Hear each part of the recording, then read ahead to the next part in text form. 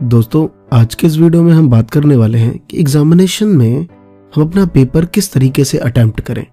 और ये बहुत ही बड़ा इंपॉर्टेंट टॉपिक रहता है किसी भी स्टूडेंट्स के लिए, क्योंकि मेरा ऐसा मानना है कि कहीं ना कहीं अटेम्प्ट करना बहुत इंपॉर्टेंट रोल रखता है हमारे परसेंटेज को इंक्रीज करने में और डिक्रीज भी करने में।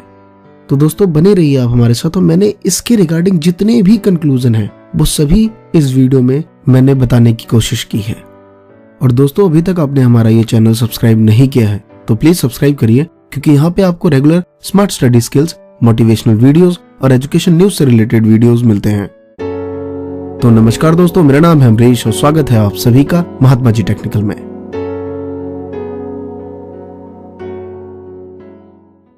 दोस्तों, ये कहीं लिखा नहीं रहता कि अगर आपकी हैंडराइटिंग सही नहीं है तो आपके मार्क्स काट लिए जाएंगे, या फिर आपने पेपर ऑर्डर में नहीं करा तो आपके मार्क्स काट लिए जाएंगे, या फिर आप जरूरत से ज्यादा वर्ड लिख लेते हैं, या फिर कुछ कहानियां बनाने लगते हैं जो कि उस आंसर से रिलेटेड तो है बट बहुत ज्यादा वाइड कर देते हैं तो आपके मार्क्स काट लिए जाएंगे।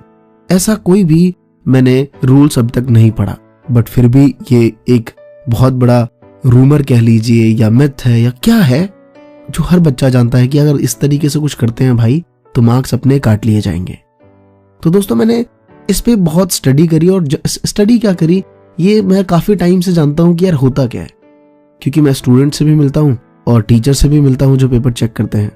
तो दोस्तों, होता क्या है, जब आपका पेपर चेकिंग के लिए जाता है तो जिस टीचर के हाथ में आपका पेपर पहुंचा उस टीचर को उस दिन बहुत सारी चीजें पहले करनी पड़ी।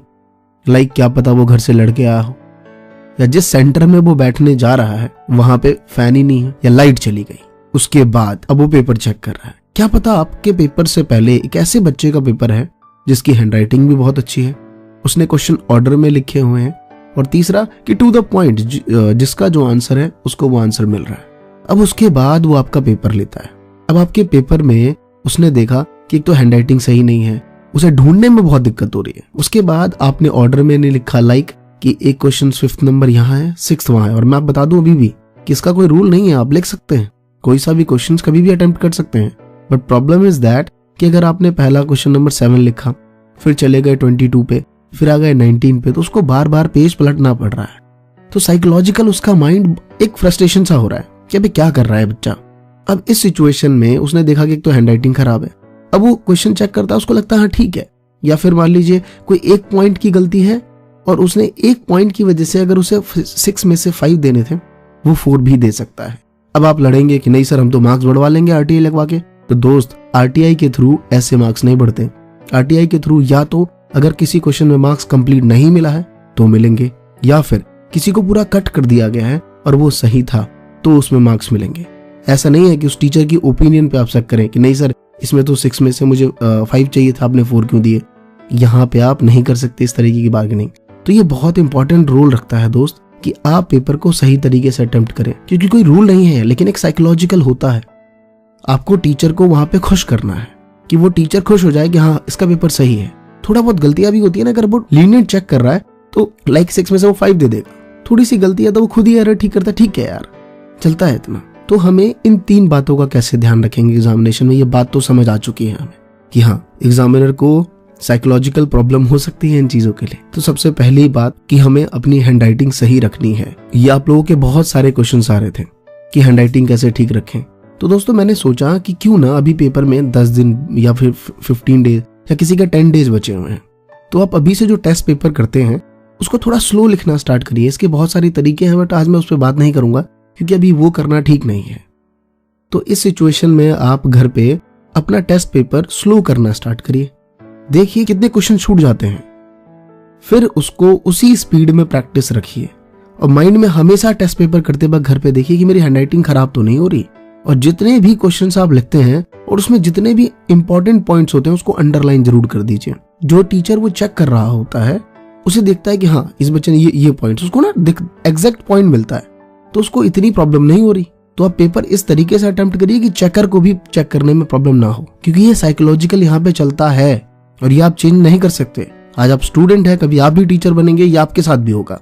क्या पता उस टीचर का मूड खराब हो और फिर आपने ऐसा पेपर दे दिया। तो एक साइकोलॉजिकल क्या होता है कि नंबर थोड़े बहुत ऊपर नीचे हो जाते हैं और इसे ठीक किया जा सकता है। ये लक नहीं है, हे भगवान उस टीचर का मूड बढ़िया हो, नहीं, ये हमारे ऊपर डिपेंड करता है कि हम अपने पेपर को सही तरीके से करें। और ये पेपर में ही नहीं, इसकी शुरुआत हमें पहले करनी पड़ेगी कि जो आप आंसर्स लिख रहे हैं उसे टू द पॉइंट लिखिए। हैंडराइटिंग की प्रैक्टिस, आप जो टेस्ट पेपर चल रहा है पहले, उसमें ही आप उसे थोड़ा स्लो रखिए, उसी प्रैक्टिस में दोबारा रिपीट करिए। और क्वेश्चन पेपर को ऑर्डर में करिए। ऑर्डर इन द सेंस, क्या तो स्टार्टिंग से एंड करिए या फिर एंड से स्टार्टिंग की तरफ करिए, क्योंकि इसमें क्या है, टीचर को चेक करने में प्रॉब्लम नहीं है। नहीं तो वो 6 चेक करेगा, फिर जाके 6 के मार्क्स लगाएगा, 7 चेक करेगा, फिर ऊपर जाके 7 के मार्क्स लगाएगा। तो ये बातें हमें यहाँ पे ध्यान रखनी पड़ेगी। और मैं आपसे रिक्वेस्ट करूंगा कि ये गलतियां बिल्कुल भी ना करें कि क्वेश्चन नंबर 6 सेकंड पेज पे लिखा और दोबारा जाके 16 पेज पे जाके फिर दोबारा लिख दिया, क्योंकि अब ऐसा नहीं होता। अब स्टार्टिंग के पेज पे ऑर्डर लिखे होते हैं, टीचर को पर क्वेश्चन वाइज उसके मार्क्स वहां पे लगाने होते हैं। तो ये आपको ध्यान रखना पड़ेगा कि इस टाइप की आप गलतियां ना करें। और दोस्तों, अगर मैं ये वीडियो यहाँ पे एंड कर दूं तो आप भी कहेंगे सर आपने तो बताया ही नहीं पेपर अटेम्प्ट कैसे करें।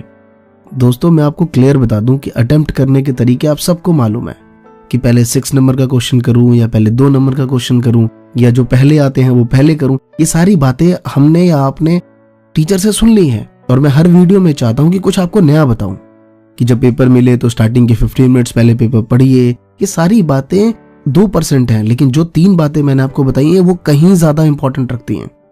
और अगर आप इस तरीके से करते हैं तो आपका पेपर भी सही टाइम पे खत्म होगा। तो अगर आपने हैंडराइटिंग की प्रैक्टिस पेपर से पहले करी हुई है तो इट मीन्स कि आप टाइम के अकॉर्डिंग चेक करते होंगे कि कितने टाइम में मेरा कितना क्वेश्चन कंप्लीट हो रहा है। आप 1 बार नहीं, 2 बार, 3 बार, 4 बार इस तरीके से करेंगे तो आपका एक टाइम का शेड्यूल बन जाएगा। कितनी भी कोशिश करिए, अगर एक क्वेश्चन छूट भी जाता है तो कोई बात नहीं, लेकिन सारे पेपर आपके ऑर्डर में है, ये बहुत बड़ी बात है। तो ये बात बिल्कुल सही है कि जब आप अपनी हैंडराइटिंग सही करेंगे तो आपका पेपर टाइमली 3 घंटे में खत्म होगा। और अगर आप ऑर्डर में पेपर लिखेंगे तो एक शेड्यूल रहता है कि या तो आप पीछे से करिए या फिर आगे से करिए।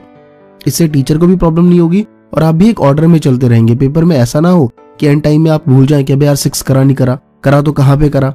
या ऐसा होता है कि नॉर्मली हम जाते हैं और हम टिक करते रहते हैं, कभी टिक करना भूल गए तो दोबारा कर दिया गलती से। तो ये एक बेनिफिट भी है हमारे लिए अगर हम ऑर्डर में करते हैं तो। और last but not the least, कि आप जब भी कोई भी क्वेश्चन करें तो उसके इंपॉर्टेंट पॉइंट्स को अंडरलाइन जरूर कर दें। इससे टीचर को बहुत इजीली होता है उसे समझने में और वो आपको मार्क्स फुल देगा अगर आप इस तरीके से लिखेंगे तो। दोस्तों, मैं ऐसा मानता हूं कि आपको मेरी बात समझ आई हो। कैसा लगा आपको ये वीडियो, किस तरीके से आपने समझा मेरी बातों को कि मैं क्या कहना चाह रहा था, तो प्लीज कमेंट करके बताइए। और दोस्तों, अगर आपको ये वीडियो अच्छा लगा तो प्लीज लाइक और शेयर जरूर करिए इस वीडियो को। धन्यवाद दोस्तों। जय हिंद, जय भारत।